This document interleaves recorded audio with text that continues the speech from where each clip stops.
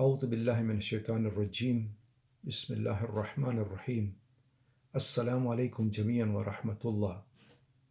I wanted to share with you my thoughts on the current situation regarding the coronavirus.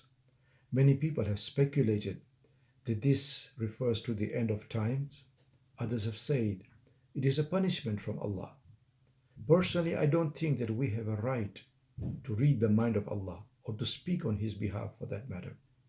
Rather, we should focus more on what it means for us and the implications that it has for us. Somebody said it very correctly that if you cannot go outside, then go inside you. In many ways, I feel that the virus has taken the world away from me, my world, but it has given me back something else that I always felt that I did not have. It has given back me. In other words, we always complain that we do not have time to do this and to do that. But Allah is as if Allah is telling us, all right, I'm giving you time. Let me see what you can do with it. Not only has given us time, He's given us plenty of time. Now that we have more time for ourselves, I think one of the biggest obstacles and enemies that we have is called ghafla. Ghafla means heedlessness. And it is time that we fight, or with time that we can fight ghafla. In other words, normally we are so busy with our world, with our activities, that we do not have time to do this and to do that. It is time now that we focus on ourselves, on why we are here, on what we are supposed to do. There's a very interesting verse in Surah Al-Mulk, Surah number 67 in the Quran, where Allah says, الَّذِي خَلَقَ الْمَوْتَ وَالْحَيَاةَ لِيَبْلُوَكُمْ أَيُّكُمْ أَحْسَنُ عَمَلًا. That Allah has created death and life. Interestingly, Allah says He created death and life, not just life, so that He can try us to see which one of us is the best of deeds, who does the most beautiful deeds.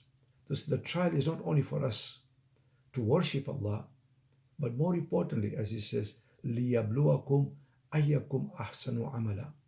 I will return to this theme later on, inshallah.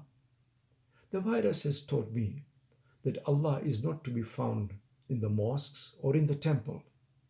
There is a beautiful Hadith Qudsi reported from Allah Himself, in which Allah says that the heavens and the earth cannot contain me. Allah is so great that the heavens and the earth cannot contain Him. But if you want to see Him, that you find Him in, then you'll find Him in your own heart. In other words, you do not need to go outside you to find Allah. You need to go inside you.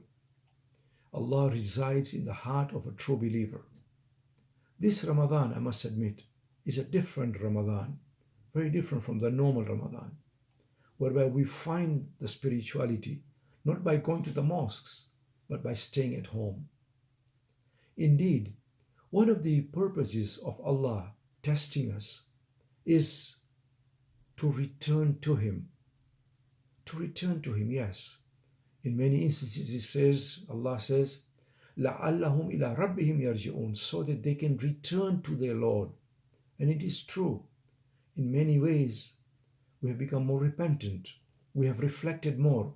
Haven't you seen videos? I have, of Italians, for example, prostrating in public, crying out, seeking forgiveness for their sins. In many ways now, the virus had brought home some realities that I personally wondered at times. Maybe you must have done the same thing.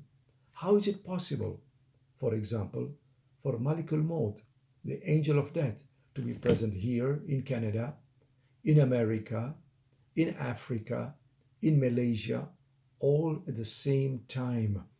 Well, the answer is there in the virus. The virus is here, it's in America, it's all over the world. And in many instances, people are dying of it all at the same time. Similarly, people have asked me, how can Allah be everywhere at the same time?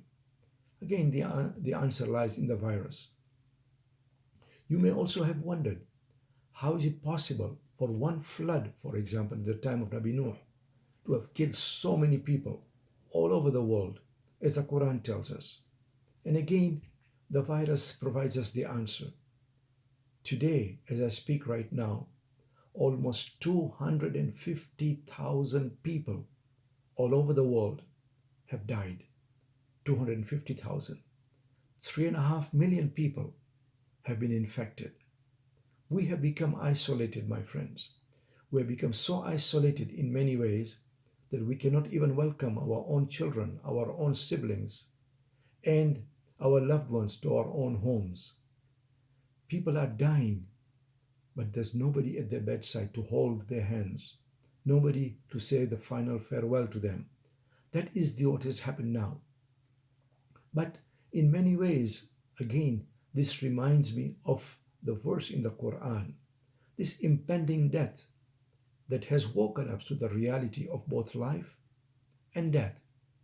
You'll recall in the munajat of Amir al-Mu'minin alayhi salam on the 23rd of Ramadan, in which he asks Allah for refuge. وَأَسْأَلُكَ الْأَمَانَةَ يَوْمَ يَفِرُّ الْمَرْءُ مِنْ أَخِيهِ وَأُمِّهِ. I ask you of refuge and amnesty on that day, where a man will ask Allah, will seek asylum, will run away from his own brother, from his own mother, from his father, وَأَبِيهِ وَصَاحِبَتِهِ, and his own spouse, وَبَنِيهِ, and his children. For every person will be his or her own life and own situation on that day. The virus has made me especially realize the possibility of death. It brought us home, because I'm over 60 now. It makes us take stock of our lives, of what we are doing, where we are going. But importantly also, the virus has humbled us. It has made our lives come to a standstill. That so much so that we cannot even step outside our home. Consider this: the most powerful have also become the most powerless. No country in the world has been as affected by the coronavirus as the United States of America, supposedly the most powerful country in the world. And yet, this most powerful country has over 1 million people, more than 1.1 million people infected by the virus. Almost 250,000 people in the world have died, and 67,000 people have died in America because of the virus. We shall continue with this subject later on, inshallah. Wassalamu alaikum wa rahmatullah.